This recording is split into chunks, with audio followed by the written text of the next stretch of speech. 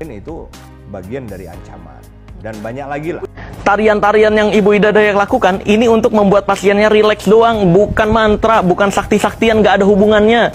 Karena setelah diolesin minyak kan nggak didiemin terus tulangnya bergerak sendiri kan, enggak kan? Guys, aku mau cerita soal pesulap merah ya. Dia kan nggak percaya banget sama orang Dayak, sama orang Pasir gitu kan. Nah, aku tuh tinggal di Pasir dari aku masih kecil. Nah, tingkat tidak kepercayaan tuh kalau orang mungkin belum tinggal di daerah Pasir. Tapi aku tuh dari bayi udah di Pasir, makanya Olomani Asobue Siolondo. Dayak sama Pasir itu sebenarnya kan sama, ada Dayak Pasir, kayak orang Banjar itu juga katanya dulu Dayak. Cuman Dayak Pasir itu adalah Dayak yang paling ditakuti. Kenone iko yede, gasak dero, kumandileka. Nah, aku pernah menceritakan bahwa orang Pasir itu punya yang namanya minyak pasir ya. Dimana minyak pasir itu aja kalau kita nyuri di dalam rumahnya dia, tangan kita itu akan busuk. Dan itu aku lihat pakai mata kepalaku sendiri. Hal ini mungkin akan banyak orang yang tidak percaya. Dikiranya itu adalah cerita palsu gitu kan. Nah, juga ada teman aku tuh kan dulu cantik banget gitu ya, kakak kelas gitu kan. Dia tuh nolak cowok gitu kan yang orang Pasir. Dia tuh tangannya agak busuk, mukanya jadi busuk, dan sampai sekarang belum ada yang bisa ngobatin. Aku tuh awalnya nggak percaya ya. Walaupun aku tuh lama di Pasir, ada nggak sih sebenarnya orang Pasir yang hebat seperti itu? Karena memang aku tidak pernah merasakan. Tapi pas seiring berjalannya waktu aku pindah-pindah, karena kan aku pernah tahu ya Pasir tuh ada daerah kayak aku ya Kerang. Aku di Kerang namanya Desa Mengkudu, Kerang, Tampakan ya kan. Habis itu Tanah Grogot, ada yang namanya Longikis, Longkali, sampai Penajam Pasir Utara. Setelah aku telisiri dan aku bener-bener sampai bisa bahasa Pasir ya. Kenone iko yede ngentang ise, toyung kalau bilang. Jadi bapak aku tuh dulu kan tinggal di Pasir lama dan dia tuh suka berkomunikasi sama orang-orang daerah Lomu gitu kan. Dia tuh kaget aku bisa bahasa Pasir sampai segitunya, dan akhirnya aku cerita ke bapakku, aku ngeliat cewek ditolak cowok Pasir sampai dia itu hampir kayak cacat, dan sampai sekarang nggak ada obatnya. Makanya kita yang tinggal di Pasir tahu yang namanya minyak pasir tuh berbahaya. Oke lah, pesulap merah dia mungkin selama ini bisa menyatakan bahwa apa yang dia lihat itu benar gitu, sehingga banyak kayak dukun-dukun tuh palsu. Tapi aku sebagai orang yang dari bayi di Pasir, aku tuh kayak ngerasa terhina juga gitu loh, karena kamu nggak pernah ngeliat di sana kalau minyak pasir tuh sangat dangerous dan berbahaya. Untungnya belum difilmkan ya sama produser India. Jadi aku tuh setiap ditaksir cowok ya, kalau aku dulu kan tinggal di Pasir ya, jadi kayak orang Samarinda, orang mana gitu kan, itu langsung takut, oh kamu orang Pasir, yang ngeri banget gitu. Karena minyak pasirnya itu katanya nih konon ya, dari keluarga kita yang meninggal terus didiamkan lama gitu loh, dan dikasih doa-doa gitu. Jadi kalau aku pertama transmigrasi dulu, orang Pasir itu di setiap rumahnya itu atau di setiap ladangnya, kebunnya itu banyak minyak pasir kayak gitu. Jadi aku aja sampai detik ini masih takut sama orang Pasir. Sebenarnya kita nggak perlu takut ketika kita benar, cuman aku tetap ada takut karena aku sering lihat minyak pasir di sekitar aku, karena banyak orang Pasir di sana tinggal. Makanya Olomani Asobue Siolondo. Jadi aku tuh ngerti banget bahasa Pasir. Entang enakakanku ngentang ise iko yede. Jadi sampai sekarang tuh aku bener-bener paham banget yang namanya bahasa Pasir gitu guys. Marcel, kok tidak ada kapok-kapoknya kamu Marcel? Sekarang yang kamu tantangin dukun. Kemarin Ibu Ida Dayak, para dukun kamu bilangin gak punya agama, gak usah ngurusin orang Marcel, urusin diri kamu sendiri ya. Kalau kamu memang merasa hebat, nih orang biasa Marcel yang mau nantangin kamu. Ingat loh, meskipun kamu pesulap merah, banyak ilmunya, gak gentar Marcel ini Marcel. Orang rumah aja gak gentar Marcel. Kalau kamu memang merasa hebat, ayo buktikan. Buktikan Marcel.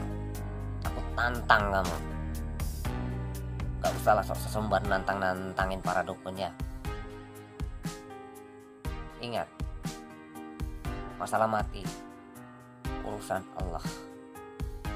Ya, masalah mati urusan Allah. Bukan kamu yang menentukan masalah. Gak usahlah sok pamer ilmu. Ya, gak usah sok sesumbar sama dukunnya. Gak usah lah Marcel ya. Camkan itu Marcel. Fakta minyak ajaib Ida Dayak dibongkar panggilan Jila. Sebut Ida beruntung dapat karunia itu.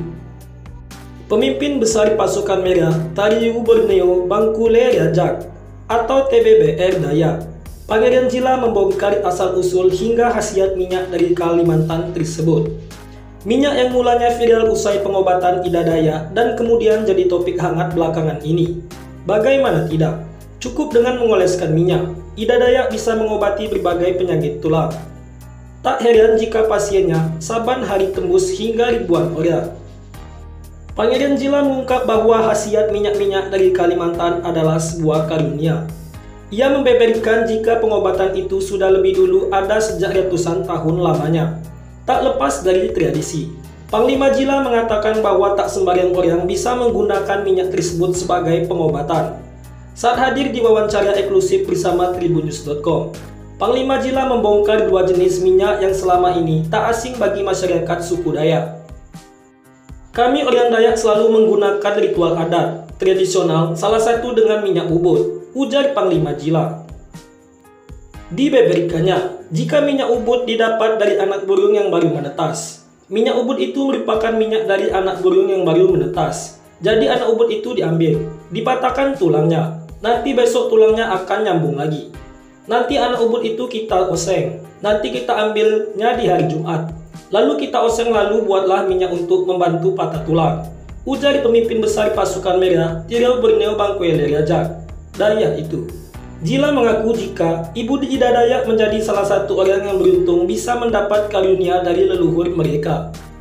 Kalau menurut saya, Ibu Ida mendapatkan karunia dari Jumbata untuk menolong orang karena zaman ini banyak yang tidak punya uang berobat ke rumah sakit, ucapnya. Saya rasa ini harus kita dukung. Saya yakin Ibu Ida Dayak juga tulus dan mampu menolong orang. Kita kembali ke jati diri kita lewat adat tradisional, bebernya. Menurut Panglima Jila, adapun minyak ubud tidak mudah didapat. Tidak semua orang bisa membuatnya. Barang ini kan tidak mudah mendapatkannya.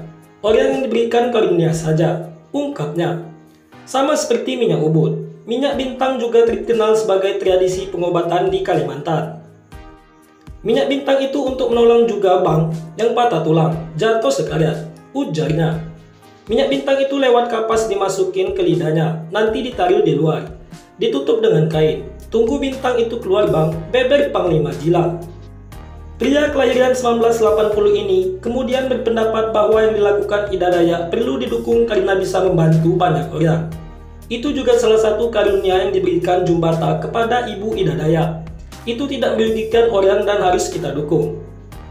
Minyak yang sebelumnya dianggap oleh para netizen dengan minyak bintang ini memang merupakan salah satu warisan budaya. Namun belakangan ini diketahui ternyata Ida Dayak tak pakai minyak bintang untuk mengobati pasiennya. Dijelaskan, Ida Dayak menyatakan jika minyak yang digunakannya adalah minyak urut Dayak, bukan minyak bintang.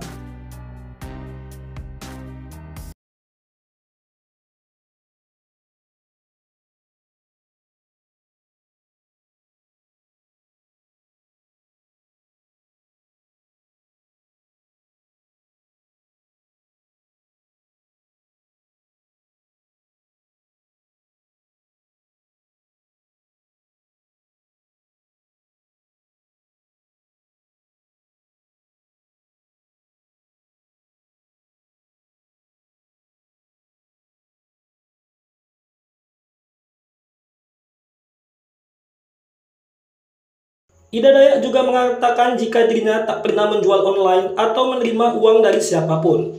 Karena saya tidak pernah dan tidak mau menjual online atau menerima uang dari siapapun, dan tidak pernah saya meminta uang dari siapapun.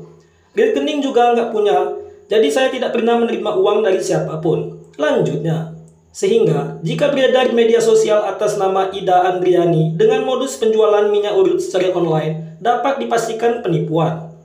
Berarti yang mengatasnamakan Ida Andriani minta uang transfer, jualan online, itu Ida Andriani palsu, itu bohong, itu dia penipu, ucap Ibu Ida Dayak. Dalam pengobatan Ida Dayak juga tidak ada biaya pendaftaran. Karena ibu bertemu siapapun, dimanapun tidak pernah untuk meminta uang harus antri. Harus pakai duit, bayar dengan uang ketemu ibu. Ibu tidak pernah secara itu. Nomor-nomor antri bayar tidak ada, ungkapnya lagi. Siapapun boleh ketemu langsung sama siapapun. Tidak ada uang-uang tanpa bayar, ucapnya.